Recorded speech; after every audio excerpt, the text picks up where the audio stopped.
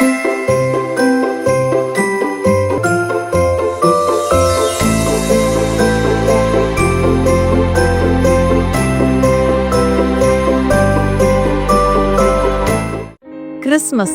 Hi, എന്ത് സന്തോഷമാണ്! മഞ്ഞണിഞ്ഞ രാവിന്റെ തണുപ്പും കേക്കിന്റെ മധുരവും സാന്റായുടെ ജിംഗിൾസ് ബെൽ ഈരടിയും പുൽക്കൂടും സമ്മാനം മനസ്സ് നിറയുന്നില്ലേ?